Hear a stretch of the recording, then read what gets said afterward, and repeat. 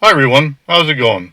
Thought I'd do a quick little video today, mainly because we're going on vacation. We're going to be going to Europe for a month, and I've heard other people talk about what to do if you're going to let your car sit for a month. And do you need to worry about the battery? Is it going to lose any charge, or what's the best thing to do? Well, I don't really know what the best thing to do is, but I can tell you what I'm going to do. So I've charged the car up last Thursday evening, and I went to work Friday. So that's round trip of 60 kilometers.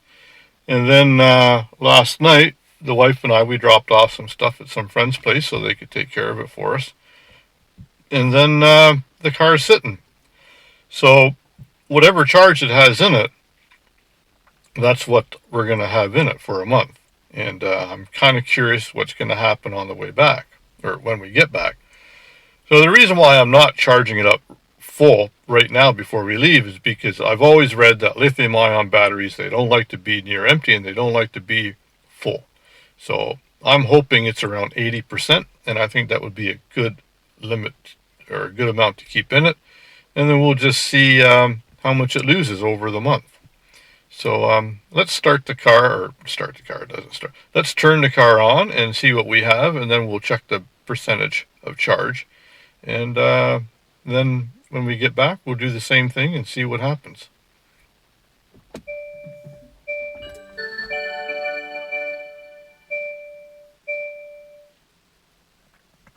Okay, so you can see we have 153 kilometers of range, and we'll just let this thing here get finished, and then once it's all started up, it takes it a while, and then we will go to EV, and we're going to check the energy information here, and we have, okay, so we're at 68%. So we're a little lower than I thought, and but I'm going to leave it at that's almost 70. So that's good enough. I am going to leave the car just like this until we get back, and hopefully when we get back, it will be the same. So you can see how many kilometers are on the car, and it's 22 degrees in the garage right now, and that's how we're going to leave it. So let's just turn the thing back off.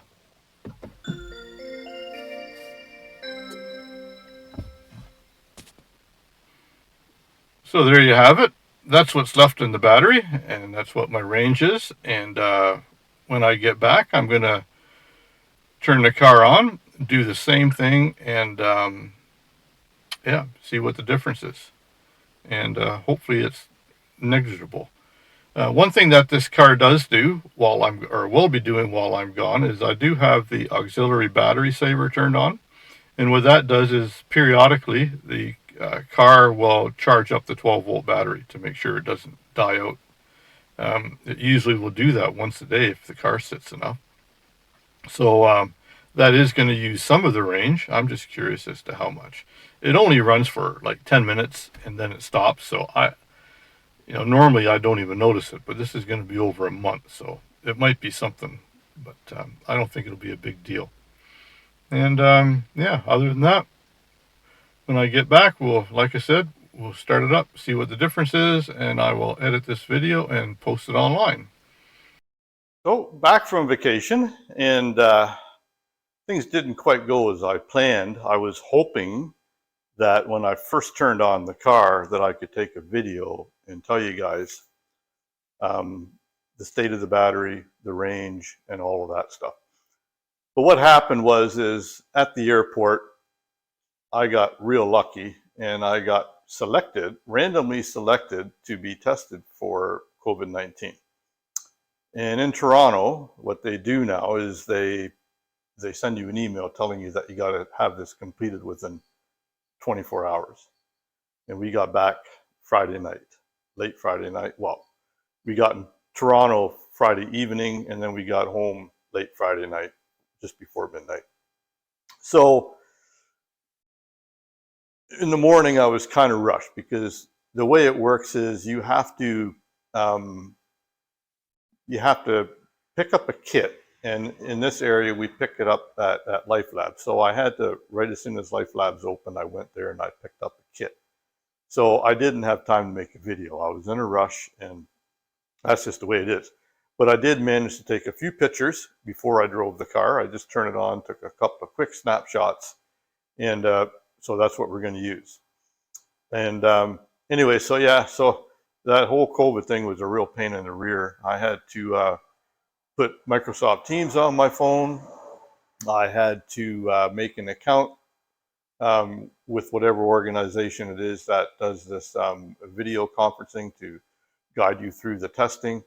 And then I had to make an appointment for that, and we did that, and I had to do the whole test myself online with a nurse or nurse practitioner through Microsoft Teams. And then we had to package everything up in front of the camera so they knew it was packaged up right.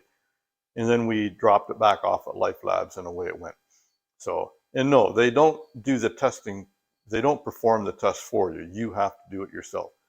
I guess there are a few places in the bigger cities where you can go and they will do it for you, but in this area, no, you have to do it yourself. So anyways, that's what happened with that.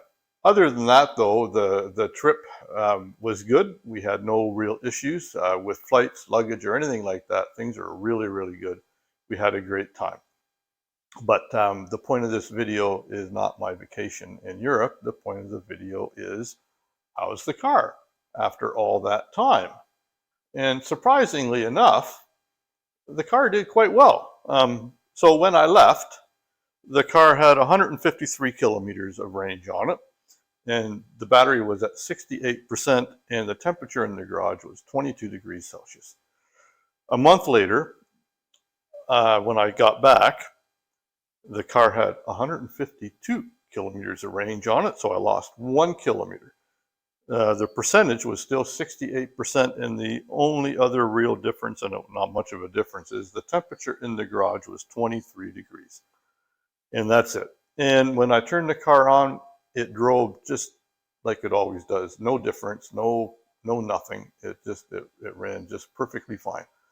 So I guess that's the thing. If you're going to go on vacation for a long time, I recommend not having the battery up full.